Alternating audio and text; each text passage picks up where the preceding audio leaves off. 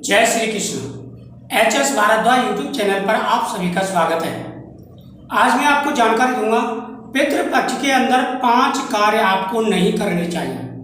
5 ऐसी गलतियां अगर आप करते हैं तो आपके ऊपर पितृदोष लग जाएगा। अगर आपके ऊपर पितृदोष लग गया तो ये समझ लेना कि आपकी जो जिंदगी है वो कष्टों से भर जाएगी। अच्छा, पितृदोष आपके ऊपर है या नहीं है, इसका क्या आपको पता चलेगा, क्या लक्षण होते हैं। सबसे पहला, घर में कलेश होना।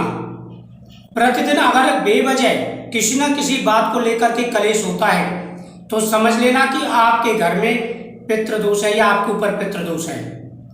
दूसरा, घर में किसी न किसी व्यक्ति का हमेशा बीमार रहना। अगर आपके घर में कोई ना कोई व्यक्ति हमेशा बीमार रहता है तो आप अंदाजा लगा सकते हैं कि आपके ऊपर पितृदोष है। जितना कमा रहे हैं उससे ज्यादा खर्चे होना, संतान का सुख प्राप्त न होना, लड़ाई झगड़े या कोर्ट कचहरी के लगातार चक्कर होना, अनेकों ऐसी समस्याएं आ जाती हैं जिनका जो कारण होता है वो पितृदोष होता है। सबसे पहली गलती पितृदोष में क्या नहीं करनी है, भूल से भी पितरों के प्रति अपमानजनक बातें कहना, पितरों का अपमान करना। कई बार ऐसे गुस्से में बातें हो जाती हैं और अपने बुजुर्गों को अपशब्द कहना शुरू कर देते हैं जिनका स्वर्गवास हो चुका है पितरों को। तो अगर आपने ऐसी गलती की तो पितृदोष तुरंत आपके ऊपर लग जाएगा। इसलिए कभी भी पितरों के प्रति अपमानजनक बातें नहीं कहनी चाहिए। पितृ जैसे थे ठीक है, लेकिन आपके पितृ थे, आपके पूर्वज थे, तो उनका आदर सम्मान करें और आदर की दृष्टि से उनको देखें। प्रतिदिन उनके सामने हाथ जोड़ करके क्षमा याचना करें कि पितृ देवताओं हमारे ऊपर अपनी कृपा दृष्टि बनाए रखें, अगर हमसे कोई भूल हुई हो या हमसे कोई गलती हुई हो उसे आप माफ करें। प्रतिदिन इस प्रकार से बोलना है। दूसरा, घर पर आए हुए किसी का अपमान नहीं करना है।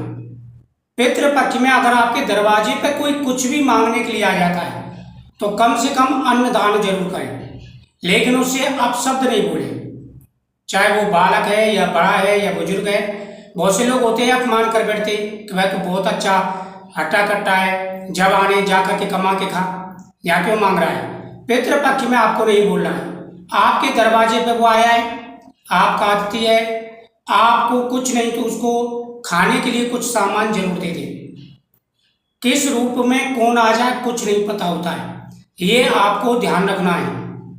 तीसरा, पितृपक्ष के अंदर घर के अंदर तामसिक भोजन नहीं बनना चाहिए। मीट मांस आदि का प्रयोग, शराब का प्रयोग बिल्कुल नहीं होना चाहिए। इन बातों का ध्यान रखना है। एक बात का, अगर ये बातें आपने ध्यान रखी तो आपको जीवन में कभी पितृदोष नहीं लगेगा और आपकी मनोकामना पूरी होगी।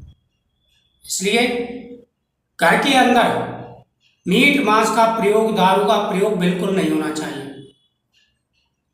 नंबर 4, हमेशा ध्यान रखें अमावस्या तक प्रतिदिन आपको अपने घर में अग्यारी जरूर निकालनी है।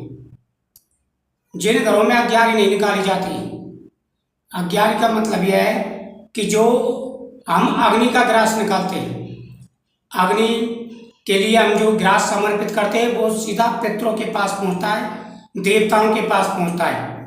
तो 5 ग्रास निकाले जाते हैं, पहला अग्नि का, दूसरा गाय का, तीसरा कुत्ते का, चौथा कौवे का, 5वां पीपल वृक्ष का। ये 5 ग्रास प्रतिदिन निकालें। ऐसी गलती एक दिन भी ना कर दें जिस दिन ग्रास रह जाए। प्रतिदिन आपको अमावस्या तक ग्रास निकालना है। इस बात का विशेष रूप से ध्यान रखना है। साथ ही 5वां, सर्वपितृ अमावस्या के दिन सभी पितरों के नाम से दान पुण्य अवश्य करना है। सभी पितरों के नाम से आपको सभी पितरों का आह्वान करना है। ये नहीं कि जिनका नाम याद है आपने उनका नाम ले लिया और किसी का नाम नहीं लिया। सर्व पितृ देवो भव, सभी पितर देवताओं के समान है, उनका आशीर्वाद मिलेगा, आपकी मनोकामना पूरी होगी और सभी पितरों का ध्यान करना है कि सभी पितृ देवता हमारे इस पूजा को स्वीकार करें। जो हम दान पुण्य कर रहे हैं सभी पितृ स्वीकार करें। 21 पीढ़ी तक के पितरों का आपको नाम लेना है। प्रतिदिन पीपल वृक्ष पर जल चढ़ाना है पितरों के नाम से, और दीपदान पीपल वृक्ष के नीचे पितरों के सामने, देवताओं के सामने प्रतिदिन दीपदान करना है। गौ माता को ग्रास जरूर खिलाना है। अगर इन बातों का आपने ध्यान रखा, ये गलती आपने नहीं की, तो आपकी प्रत्येक मनोकामना पूरी होगी और पितृ दोष भी नहीं लगेगा। घर में खुशियां बनी रहेंगी। ओम पितृ देवता नमः।